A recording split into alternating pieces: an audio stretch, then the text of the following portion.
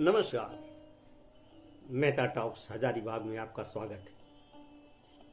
आज गणेश चतुर्थी है।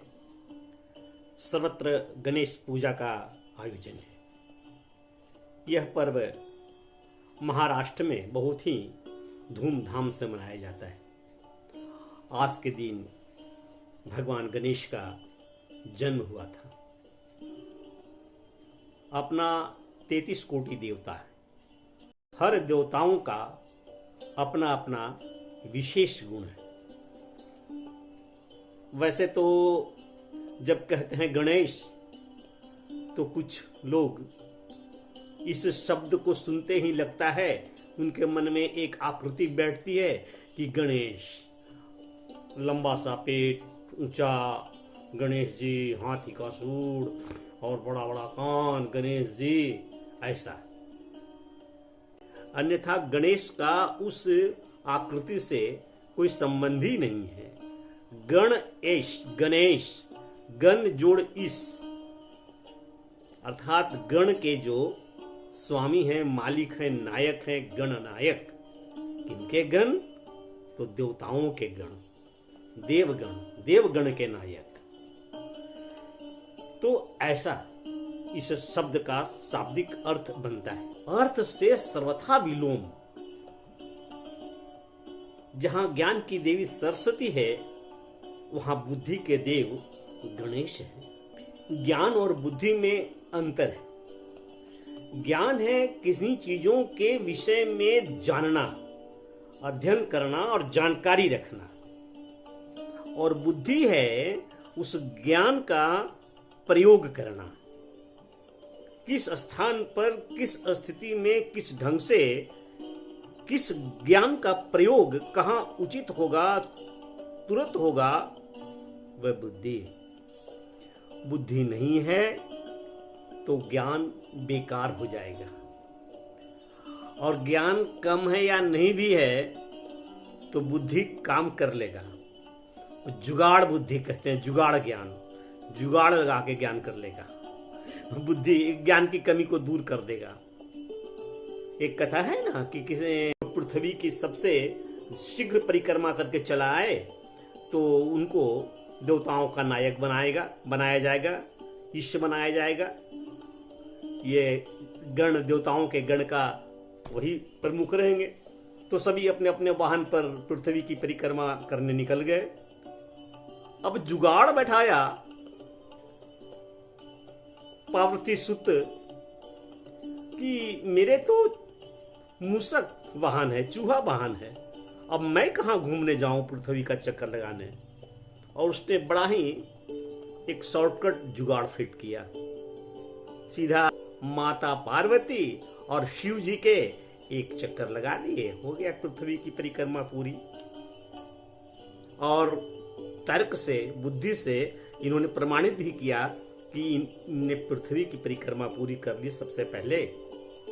और पृथ्वी माता पिता से बढ़कर है क्या? माँ पिता ना हो तो पृथ्वी कहां से होगा, पृथ्वी कहां से होगी। तो गणेश वास्तव में उनके जो आकृति हैं, इन आकृतियों को देखिए और समझिए और इनके अर्थ को जानना चाहिए। ये सारे प्रतीकात्मक है। अन्यथा गणेश का वह स्वरूप अब परंपरा और मान्यता हमारे अंदर बैठी हुई है, इसलिए हम ऐसा मान बैठे हैं। हम तो बचपन से ही, हम लोग गांव के विद्यालय में, अपने यहाँ से दूर एक गांव में जाते थे पढ़ने के लिए। तो वहाँ इस दिन चकचंदा होता था। गणेश की पूजा वहाँ से प्रारंभ होती थी और उस दिन बड़ा धूमधाम मनता था विद्यालय में। उस दृश्य को स्मरण करते हैं, भाव विभोर हो जाता है मन। वह दिन लौट कर कब आएगा? अब नहीं आएगा। अब क्या आएगा? उतनी शांति, उतने ढंग से पूजा। खैर, मैं चर्चा कर रहा था गणेश जी के व्यक्तित्व का, उनके पुरुषार्थ का। पूरा का पूरा शरीर बोलता है। पहला गुण उनके अंदर है कि वे बड़ी ही बुद्धिमान,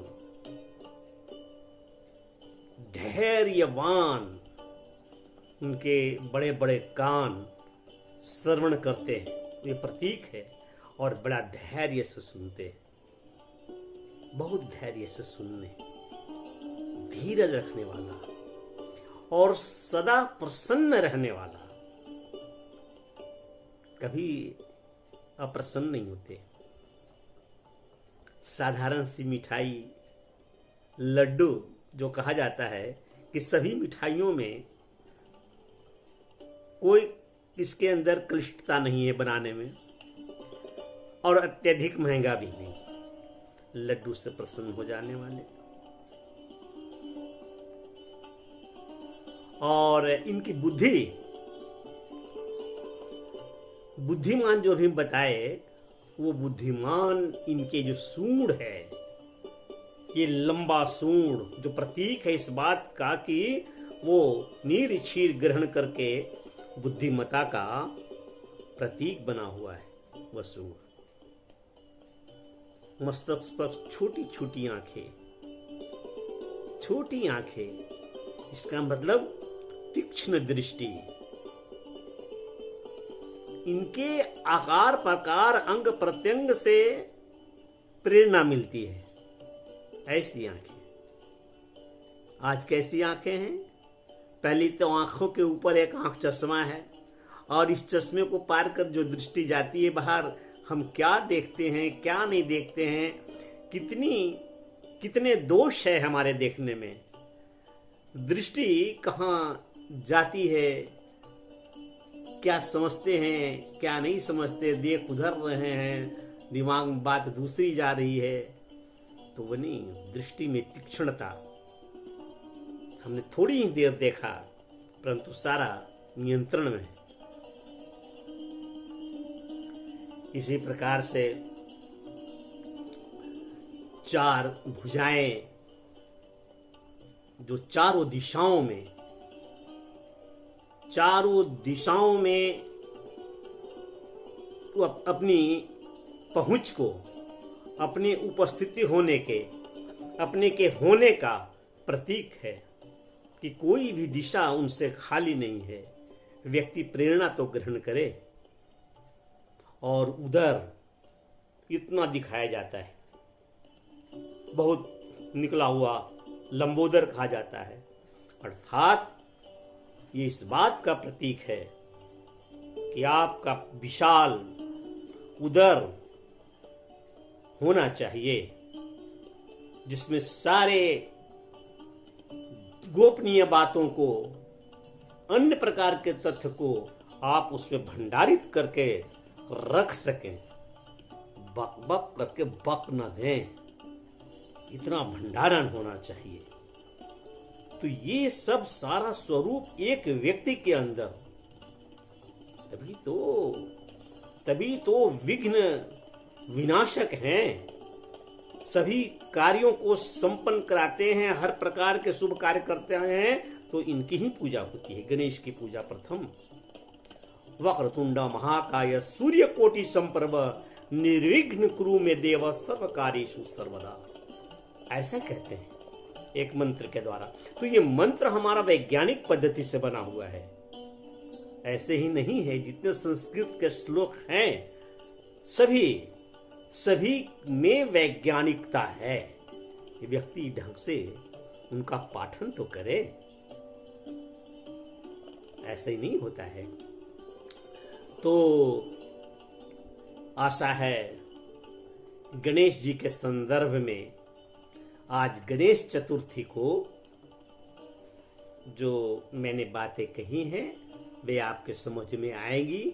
आज महाराष्ट्र में बाल गंगाधर तिलक ने गणेश उत्सव को एक ऐसा स्वरूप दिया था जिसमें लोक संगठन हो सके, लोक शक्ति एकत्रित हो, और उस लोक शक्ति से देश को परतंत्रता की बेड़ी से मुक्त किया जाए, यह ध्येय था, और हमने ऐसा उपयोग किया। ये आज के दिन स्थापना होगी हर घरों में।